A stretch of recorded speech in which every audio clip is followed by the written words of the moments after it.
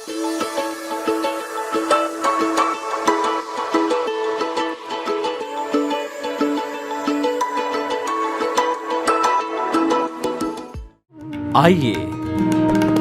सुनिए, देखिए, समझिए सनातन सत्य। जैसी दृष्टि वैसी सृष्टि, दृष्टि विज्ञान। कुदरत, कुदरती रचना एवं कुदरत के कानून से शाश्वत सुख की प्राप्ति। जोधपुर के परम पूज्य महात्मा उपासक प्रोफेसर डॉक्टर सोहन राज तातेड़ के निर्देशन में सनातन सत्य। जैसी दृष्टि वैसी सृष्टि, दृष्टि विज्ञान।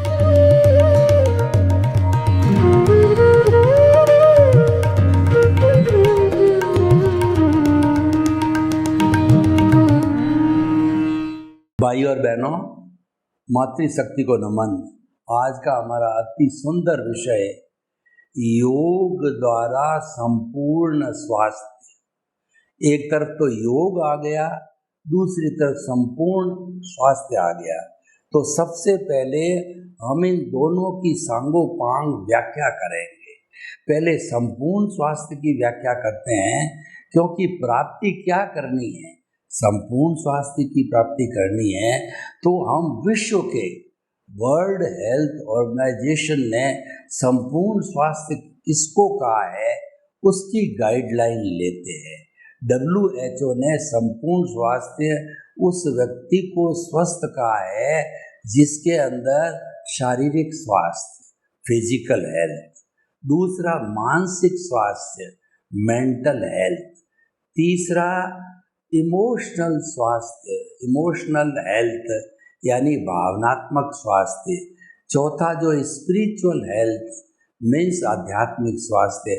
और इन सब की परिणति जब ये चारों स्वास्थ्य होते हैं तो वह पूर्ण स्वस्थ हुआ या नहीं है, वो होता है सामाजिक स्वास्थ्य, सोशल हेल्थ।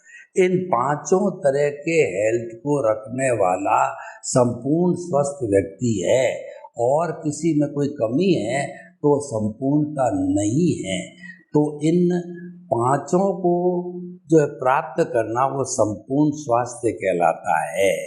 तो हम इन संपूर्ण स्वास्थ्य की जो है उसके बाद के अंदर हम योग को लेते हैं।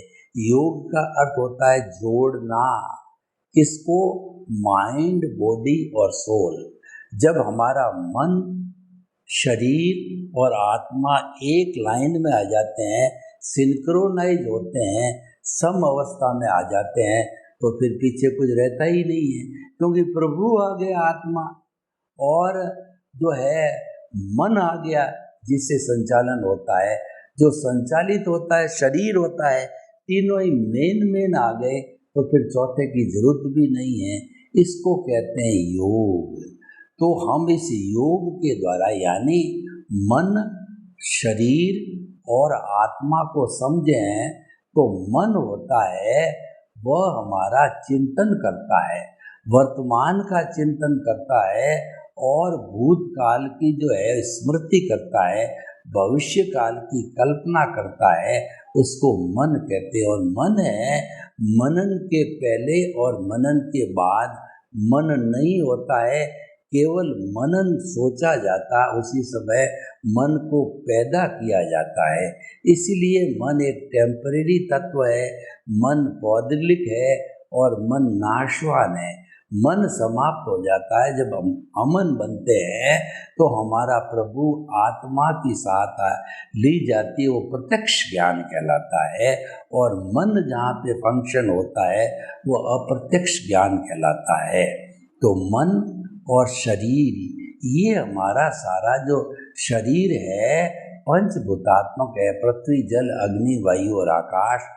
और वैसे ये शरीर है इन पंचभूतों का बना हुआ जड़ है, परंतु इस शरीर का जो उपयोग है वह पिछले जन्म के कर्म के भुगतान के लिए इसका उपयोग किया जाता है।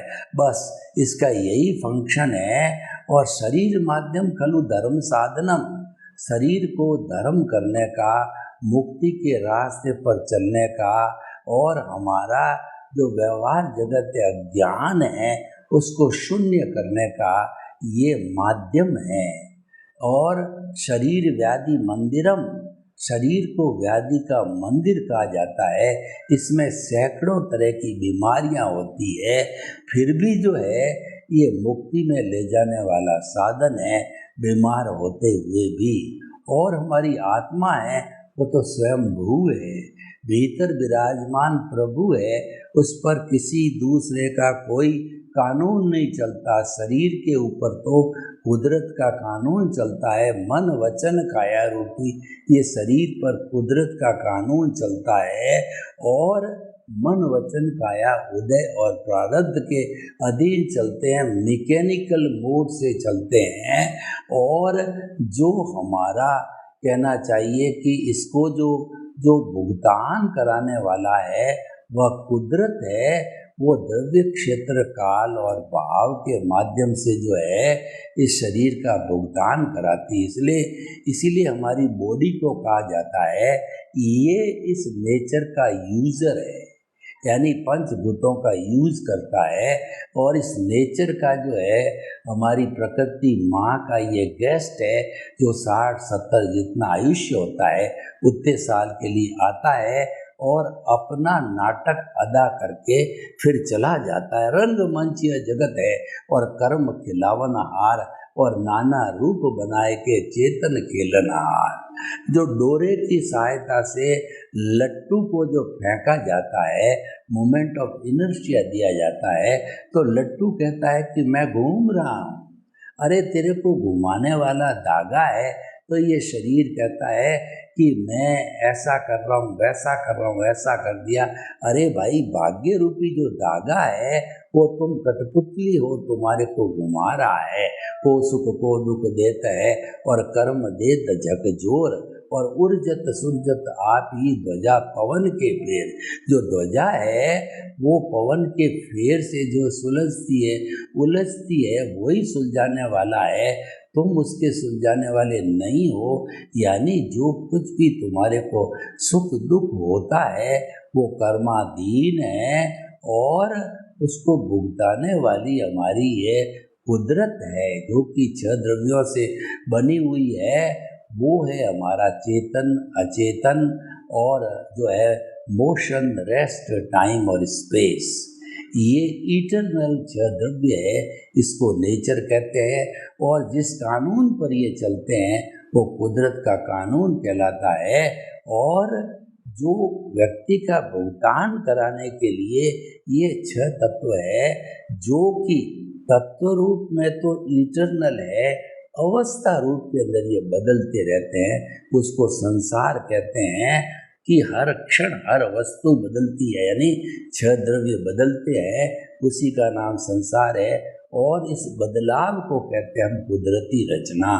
तो हमारा जो भुगतान चलता है ये कुदरती रचना है और ऑटो मोड से चलता है। ये पिछले जन्म की फिल्म है, स्क्रिप्ट है, मन वचन काया की बैटरियाँ है, उसके अनुसार चलता है। No correction can be given, कोई गुंजाइश नहीं होती करेक्शन देने की।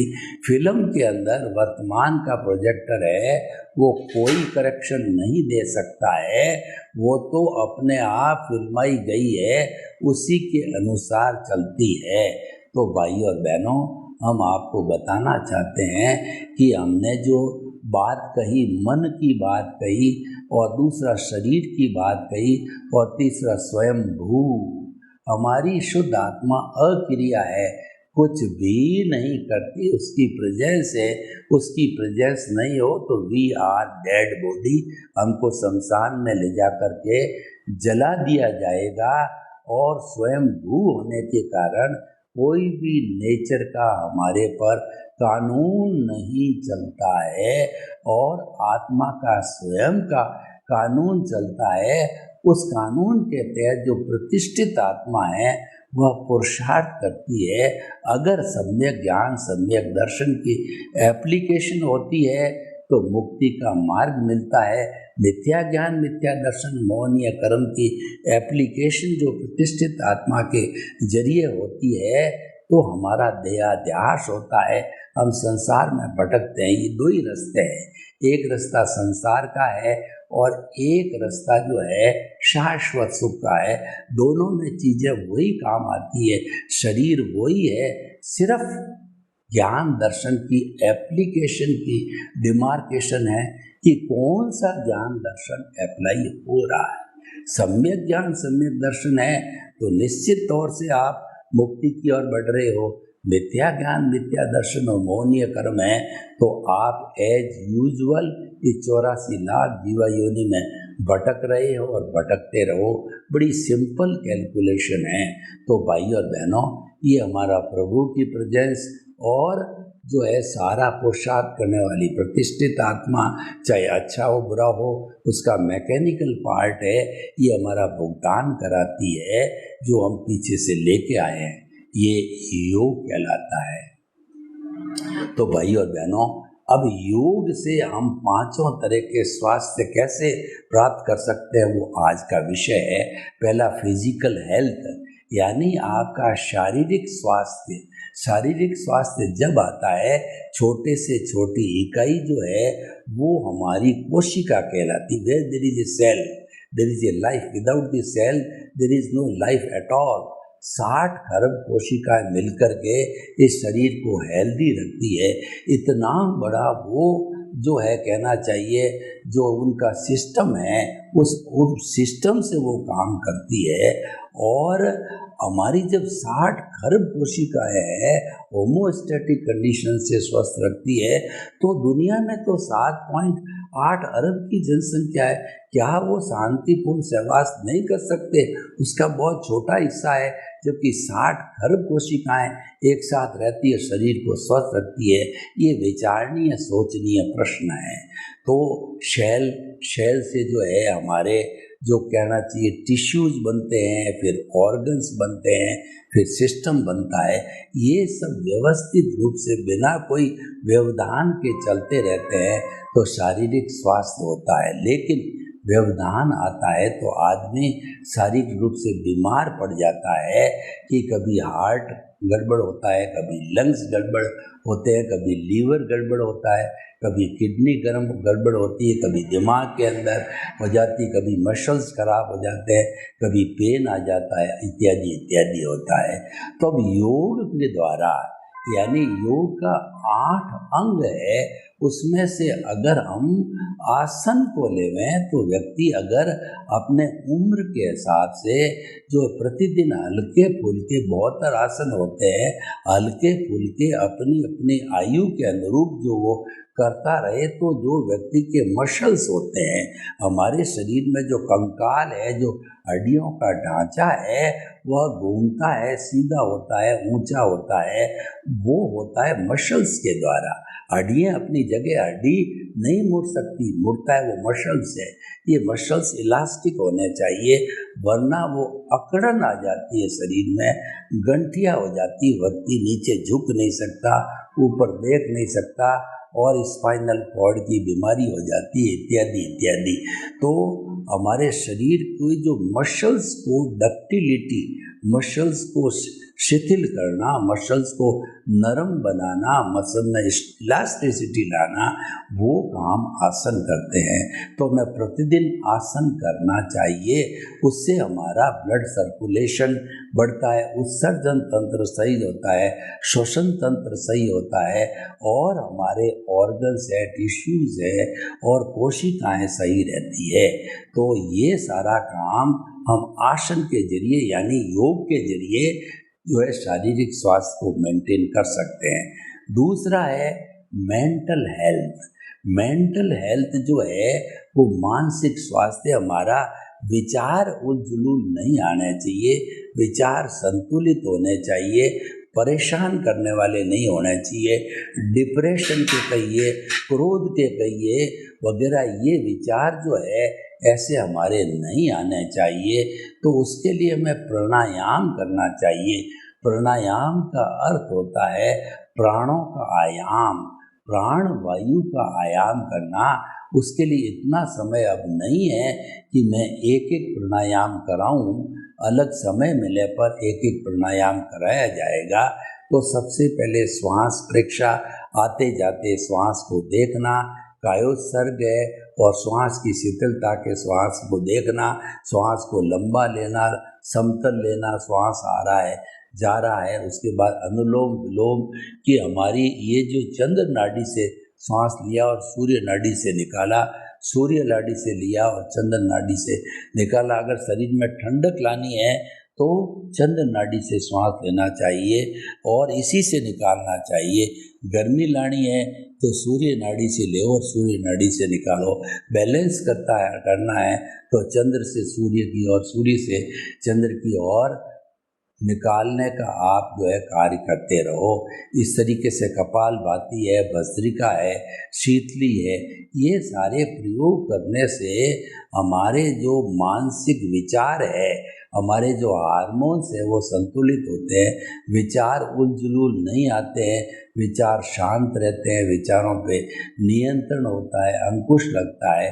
क्योंकि हमारा जो ये श्वास है उसका सीधा संबंध जो है हमारे मन से है, हमारे श्वास से है। तो ये श्वास को शिथिल करने से विचार भी शिथिल होते हैं और कायोत्सर्ग से भी हमारा शरीर शिथिल पड़ता है। इन सब का संबंध है हमारे चिंतन के द्वारा होता है। चिंतन अगर लिमिटेड है, चिंतन अगर स्वस्थ है, चिंतन में नेगेटिविटी नहीं है, पॉजिटिविटी है, अगर हम पॉजिटिव थिंकिंग करते हैं, सकारात्मक सोच करते हैं, थिंक पॉजिटिव, डू पॉजिटिव और बी पॉजिटिव, तो ऐसी स्थिति के अंदर हमारे विचार जो है वो संतुलित रहेंगे और हमारा मानसिक स्वास्थ्य अच्छा बना रहेगा। हम अच्छा निर्णय लेंगे और अच्छा काम करेंगे। तीसरा जो स्वास्थ्य हमारा इमोशनल वेल्थ, भावनात्मक स्वास्थ्य, यानी हमारे इमोशंस, क्रोध, अहंकार, माया, लोभ जो है ये उत्प्रेरित नहीं होने चाहिए, प्रज्वलित नहीं होने चाहिए, अग्नि जलनी नहीं चाहिए। क्रोध तो ऐसा जहर है जो व्यक्ति को भस्म कर देता है। अहंकार ऐसा है, दूसरे को इन्फीरियर समझता, अपने आप को सुपीरियर समझता है, लोगों से कट जाता है। और माया का मतलब छल कपट, ये परिवार को तोड़ाता है, लोगों को तोड़ाता है, समाज के अंदर कम्युनल राइट्स करवाता है। ये सब मायावी लोग करते हैं। और लोभी व्यक्ति होता है, दूसरे के हक को मारता है और ये अपनी हवस के कारण, आवश्यकता न हो तो तृष्णा के कारण वो धन एकत्रित करता जाता है और मकड़ी के जाल की तरह एक दिन उसी में डूब जाता है। तो लोभी के लिए कहा गया, विषयी नर की लालसा और पाम रोग की खाज, लोभी की धन लालसा, तीनों बेअंदाज। विषयी नर अपना पूरा जो है वो कहना वीर्य को नष्ट करने के बाद भी अय्याशी नहीं छोड़ता। खुजली वाला, पाम की रोग वाला खून आ जाता है तो भी खुजाता रहता है और लोभी आवश्यकता नहीं हो तो भी धन संग्रह करता रहता है, उसका अर्जन के साथ विसर्जन नहीं करता है। तो ये जो है हमारे इमोशनल हेल्थ को कंट्रोल करने के लिए मेडिटेशन करना चाहिए। हमें जितना समय मिले वो हम कायोत्सर्ग करें, श्वास को शिथिल करने के बाद में मेडिटेशन करें, सालंबन ध्यान करें, निरालंबन ध्यान करें। तो मेडिटेशन करेंगे, मौन रहेंगे तो हमारा धीरे धीरे ये जितना भी क्रोध, मान, माया रूपी जो चंडाल चौकड़ी है ये इस पर उपशमन होगा, अंकुश होगा और ये अपना प्रभाव नहीं दिखाने पाएंगे। तो मेडिटेशन हमें इसके लिए मौन रहना चाहिए, मेडिटेशन अधिक से अधिक करना चाहिए। तो हमारा शारीरिक स्वास्थ्य, मानसिक स्वास्थ्य, इमोशनल हेल्थ और दूसरा स्पिरिचुअल हेल्थ। स्पिरिचुअल हेल्थ का अर्थ होता है कि भीतर की ओर जाना, आत्म प्रदेशों से संपर्क करना। तो हमें जो आँख बंद करके और भीतरी जगत में ज़्यादा से ज़्यादा गोते लगाना चाहिए। हमारे भीतर जो प्रभु है, ईश्वर है, उसको केंद्र बिंदु, ये ज्योति केंद्र है, वहाँ पर शुद्ध भाव के द्वारा उनकी प्राण प्रतिष्ठा कर दो और फिर उनकी रोज उपासना करो, जैसे मंदिर में भगवान की करते हैं। उनसे वार्तालाप करो, इंट्रोस्पेक्शन करो और आत्मनिरीक्षण करो, परीक्षण करो और सेल्फ रियलाइजेशन करो। ऐसा करते रहने से हमारा जो है स्पिरिचुअल हेल्थ, आध्यात्मिक हेल्थ बहुत अच्छा रहेगा। और ये सारे हेल्थ आने के बाद में उसकी एप्लीकेशन हम परिवार करें, समाज में करें और उस धंधे में करें जहाँ पर कि हम काम करते हैं, वर्किंग स्पेस में उसकी करते रहेंगे तो जो है हमारा जो एप्लीकेशन करना संतुलित होगा। यानी हम किसी व्यक्ति पर क्रोध नहीं करेंगे, अहंकार नहीं करेंगे, माया नहीं करेंगे, लोभ नहीं करेंगे और हम जो है वो कहना चाहिए कि वो एकदम वो जो है संतुलित रूप से हमारा व्यवहार होगा। चाहे परिवार के सदस्य हो, चाहे समाज के सदस्य हो, वहाँ पर हमारा बैलेंस्ड बिहेवियर रहेगा। किसी से लड़ाई झगड़ा टंटा नहीं होगा। हम समाज के एथिक्स को मानेंगे, समाज के नियमों को मानेंगे और हर व्यक्ति के साथ में अच्छा सलूक करेंगे तो अच्छे इंसान अपने आप बन जाएंगे।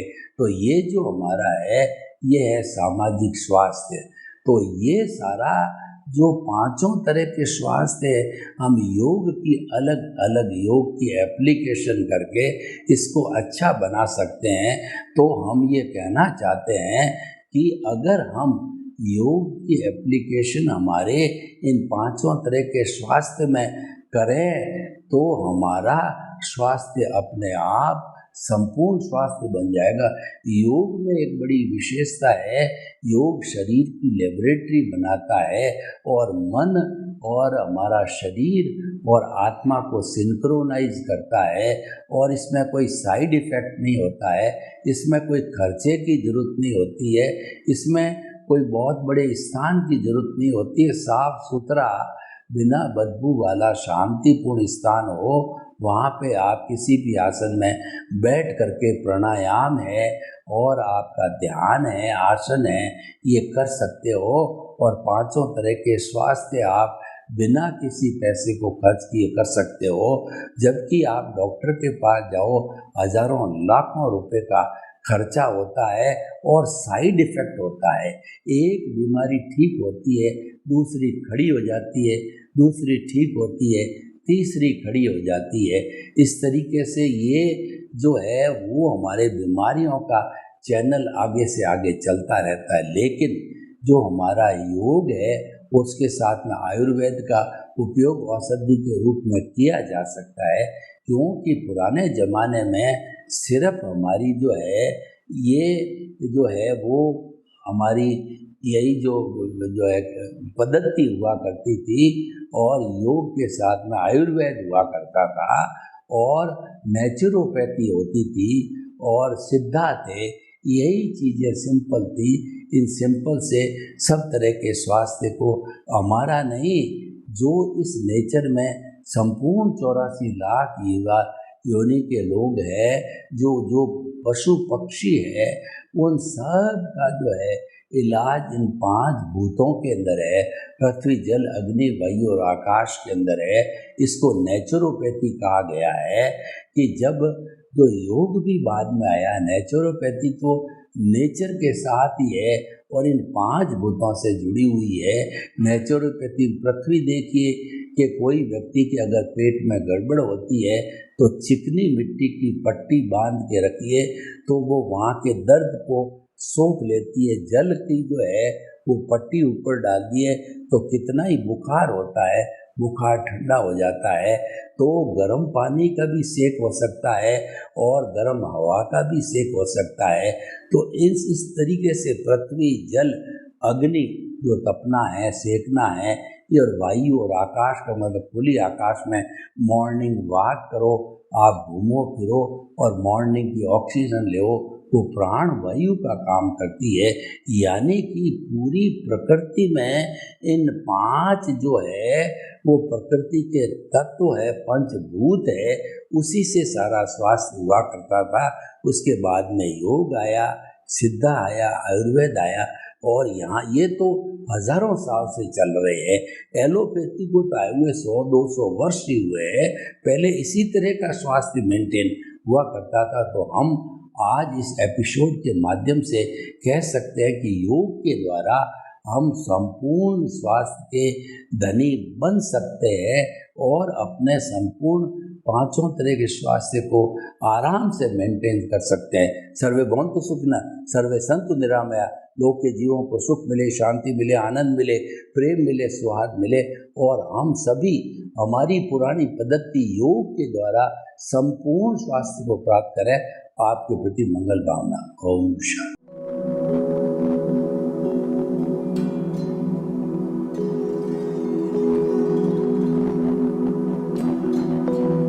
एक ऐसा अंतर्राष्ट्रीय ख्याति प्राप्त मानव जो गुरु प्रेरणा से पिछले 20 वर्षों से वानप्रस्थ जीवन जीते हुए 24 घंटे मानवता की सेवा में संलग्न है।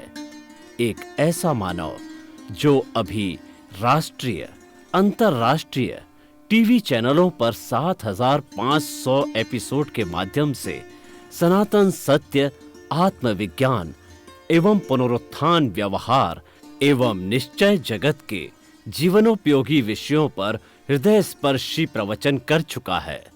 उस मानव का नाम है महात्मा उपासक प्रोफेसर डॉक्टर सोहन राज तातेड़।